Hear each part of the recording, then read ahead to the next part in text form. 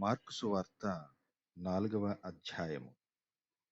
ఆయన సముద్ర తీరమున మరల బోధింపనారంభింపగా బహుజనులు ఆయన యొద్దకు కూడి వచ్చియున్నందున ఆయన సముద్రములో ఒక దోణి ఎక్కి కూర్చుండెను. జనులందరూ సముద్ర తీరమున నేల మీద నుండిరి.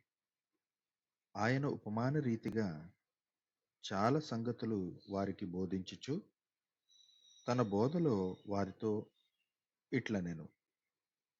వినుడి, ఇదిగో, విత్తువాడు విత్తుటకు బయలు వెళ్ళెను.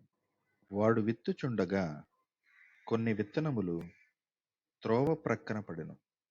పక్షులు వచ్చి వాటిని మ్రింగివేసెను. కొన్ని చాలా మన్నులేని రాతి నేలను పడెను.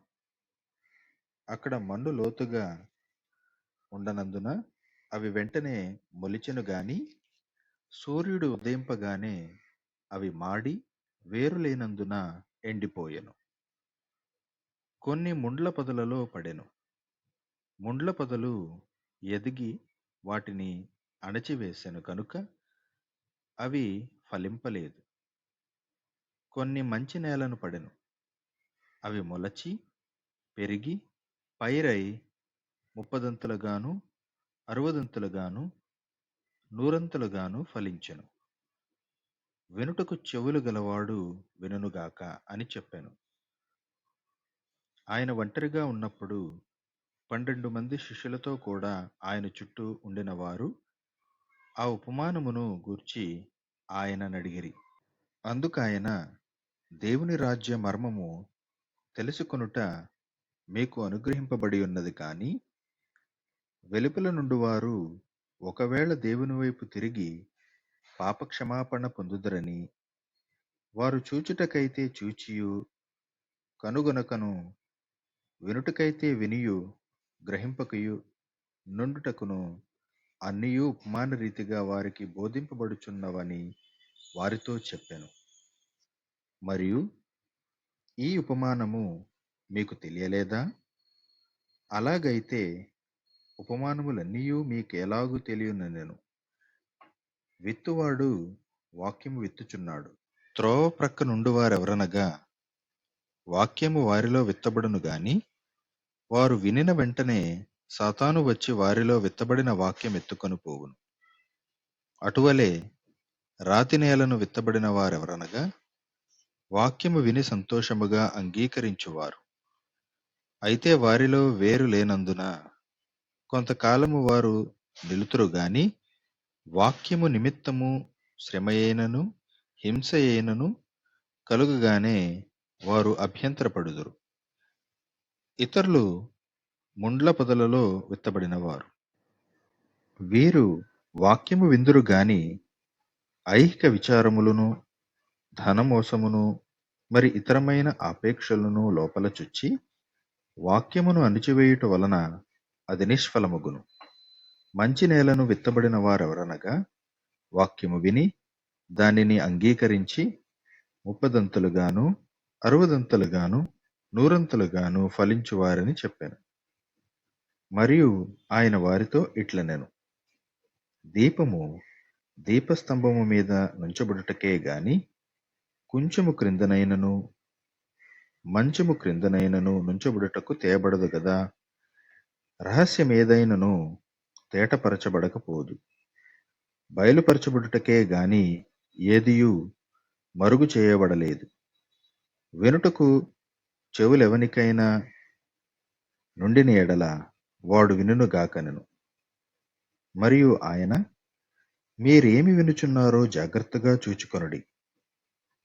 మీరెట్టి కొలతతో కొలుతురో మీకును అట్టి కొలతతోనే కొలువబడును, మరి ఎక్కువగా మీకియ్యబడును. కలిగిన వానికి ఇయ్యబడును, లేని వానికి కలిగినదియు వాని యొద్ద నుండి తీసివేయబడునని వారితో చెప్పెను. మరియు ఆయన, ఒక మనుష్యుడు భూమిలో విత్తనము చల్లి రాత్రింబగళ్ళు నిద్రపోవచ్చు మేల్కొల్చునుండగా వానికి తెలియని రీతిగా ఆ విత్తనము మొలిచి పెరిగినట్లే దేవుని రాజ్యమున్నది. భూమి మొదట మొలకను, తరువాత వెన్నును, అటు తరువాత వెన్నులో ముదురు గింజలను తనంతట తానే పుట్టించును. పంట పండినప్పుడు కోతకాలము వచ్చినదని సేద్యగాడు వెంటనే కొడవలి పెట్టి కోయునని చెప్పెను. మరియు ఆయన ఇట్లనెను, దేవుని రాజ్యమును ఎట్లు పోల్చెదము? ఏ ఉపమానముతో దానిని ఉపమించెదము? అది ఆవగింజను పోలియున్నది. ఆవగింజ భూమిలో విత్తబడినప్పుడు భూమి మీదనున్న విత్తనములన్నిటికంటే చిన్నదే గాని విత్తబడిన తర్వాత అది మొలచి ఎదిగి కూర ముక్కలన్నిటికంటే పెద్దదై గొప్ప కొమ్మలు వేయును. కనుక ఆకాశ పక్షులు దాని నీడను నివసింపగలవనెను. వారికి వినుటకు శక్తి కలిగిన కొలది ఈలాటి అనేకమైన ఉపమానములను చెప్పి ఆయన వారికి వాక్యము బోధించెను. ఉపమానము లేక వారికి బోధింపలేదు గాని ఒంటరిగా ఉన్నప్పుడు తన శిష్యులకు అన్నిటినీ విశదపరిచెను.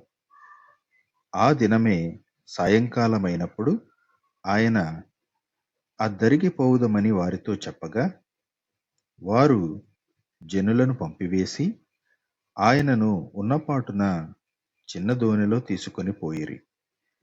ఆయన వెంబడి మరికొన్ని దోణిలు వచ్చెను. అప్పుడు పెద్ద తుఫాను రేగి ఆయన యున్న దోణి మీద అలలు కొట్టినందున దోణి నిండిపోయాను. ఆయన దోణె అమరమున తలగడ మీద తలవాల్చుకొని నిద్రించుచుండెను. వారాయనను లేపి, బోధకుడా, మేము నశించిపోవుచున్నాము, నీకు చింతలేదా అని ఆయనతో అనిరి. అందుకు ఆయన లేచి గాలిని గద్దించి నిశ్శబ్దమై ఊరుకుండమని సముద్రముతో చెప్పగా గాలి అణగి మిక్కిలి నిమ్మళమాయెను. అప్పుడు ఆయన, మీరెందుకు భయపడుచున్నారు? మీరింకనూ నమ్మిక లేకయున్నారా అని వారితో చెప్పాను. వారు మిక్కిలి భయపడి, ఈయన ఎవరో, గాలియు సముద్రమును ఈయనకు లోబడుచున్నవని ఒకనితో ఒకడు చెప్పుకొని